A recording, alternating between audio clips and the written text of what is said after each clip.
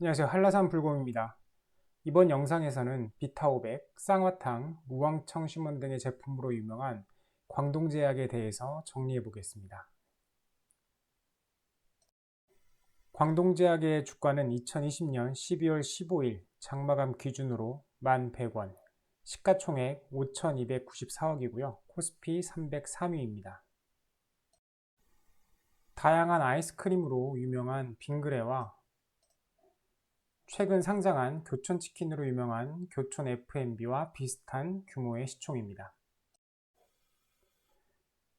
사업 모델을 보면 매출의 99%가 내수에서 발생하는 내수 중심 기업입니다. 그리고 제약사이지만 자회사인 코리아 이 플랫폼, MRO 사업을 하죠. 이 코리아 이 플랫폼의 매출 비중이 38%를 차지하고요. 광동제약에서도 의약품보다는 일반 음료의 매출 비중이 높습니다. 광동제약 자체만 보더라도 광동제약이 유통만 담당하는 제주 삼다수의 매출 비중이 31%로 가장 크고요. 직접 제조하는 비타500이 14%, 옥수수 수염차가 6%, 헛개차가 4.5%를 차지합니다. 그리고 청심원유가 6%, 또 약국 가면 한 병씩 쥐어주는 쌍화탕유가 1.5%를 차지합니다. 기타 수많은 음료 제품들이 있어서 이 음료 부분 매출만 7, 80%에 달할 것으로 예상되어 이 정도면 거의 음료 회사라고 봐도 될 정도입니다. 의약품 부문을 보면 백신 매출이 8%인데 이마저도 다른 제약사 제품을 가져다 판매합니다. 직접 제조하는 제품은 항암제류 비중 2% 정도고요. 혈관보강제인 베니톨은 매출에서 1% 정도의 비중을 차지합니다. 매출 대비 R&D 비중이 1%대에 불과해서 신약 자체의 개발에 대한 의지보다는 다른 제약사 제품 유통을 통해 매출과 수익을 증가하려는 전략을 추구한다는 평도 있으나 최근에는 바이오 의약품 위탁 개발 생산 기업 바이넥스에 투자하며 전략적 협력 관계를 구축해 바이오와 합성 의약품 개발 사업을 적극 전개할 계획이라 하며 비만 통풍 치료제 중심으로 신약도 개발 중이라고 합니다. 그리고 현재 미국 펠러튼 테크놀로지스가 개발한 여성 성욕장애 치료 신약 바이리시의 국내 임상 3상도 진행 중이라고 합니다.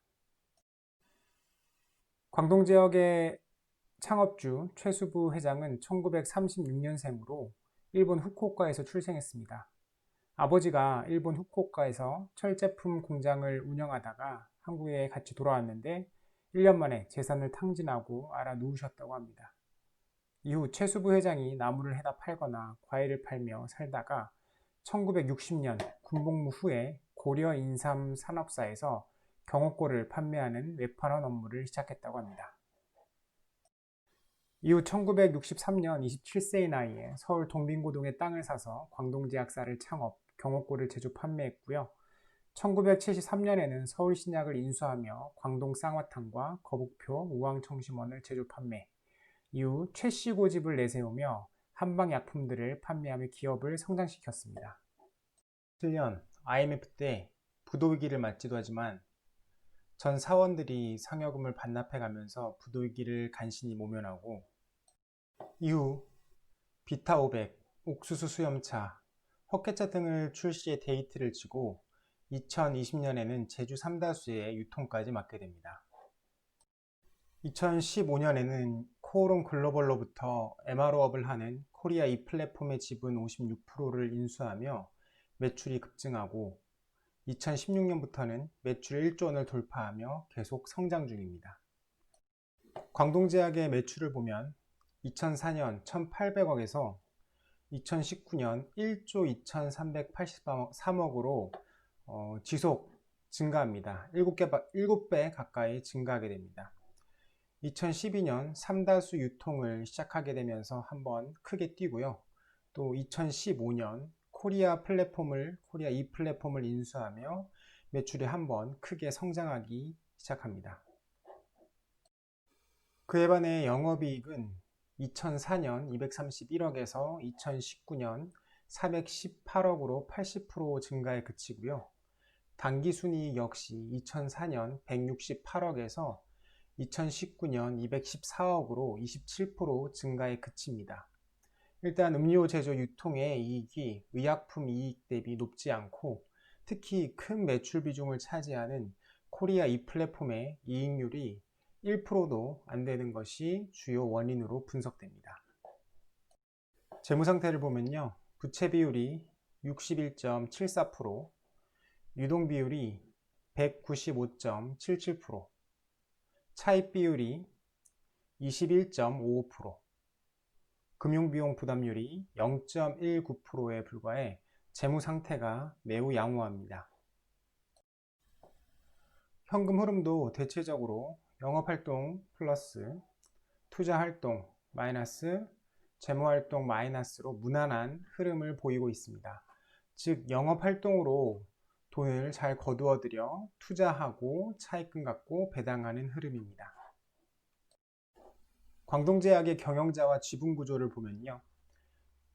창업주인 최수부 회장의 장남 최성원 부회장은 서울대 경영학과를 졸업 후 1992년 광동제약에 입사해 경영 수업을 받으며 경험을 쌓고 2013년 최수부 회장 별세 후 광동제약을 경영해오고 있습니다. 최성원 부회장과 특수관계인의 지분이 17.64%, 자사주가 21.63%, 피델리티가 10.49%, 외국인이 23.34%를 보유하고 있습니다.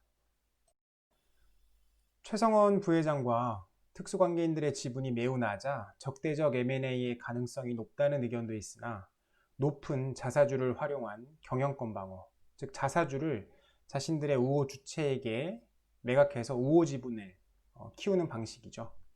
이러한 방식도 가능할 수 있으며 지주사 설립 후에 지분 수합을 통해서 최성원 부회장의 경영권을 강화할 수도 있다는 예상도 있습니다. 결과적으로 최성원 부회장과 특수관계인의 지분이 높지는 않아 적대적 M&A 가능성도 있으나 그렇다고 아주 쉬운 상황은 아닙니다.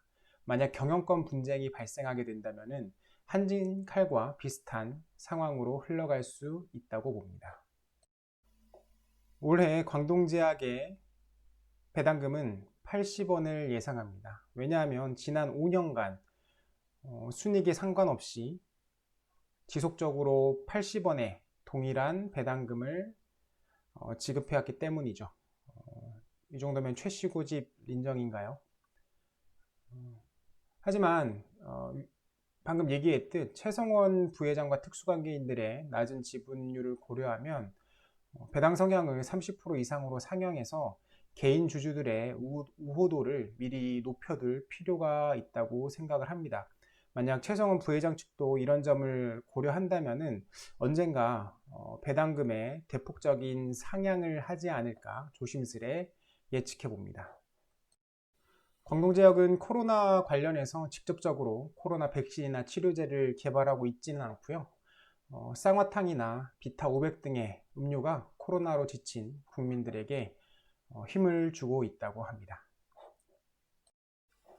본 영상을 업로드한 시점에서 저는 동사의 지분을 보유하고 있지 않고 언제든지 사전 공지 없이 지분 변동이 있을 수 있습니다. 영상의 내용은 참고만 하시고 최종 투자 판단은 시청자 본인이 직접 하시기 바랍니다. 영상이 도움이 되었다면 영상 하단에 좋아요 버튼을 클릭, 새로운 영상이 계속 보고 싶으시다면 구독 버튼을 클릭, 블로그 포스팅과 인스타그램 업데이트도 같이 보고 싶으시다면 영상 하단 네이버 인플루언서 링크로 들어가 팬하기를 클릭해 주세요. 오늘은 여기까지입니다. 감사합니다.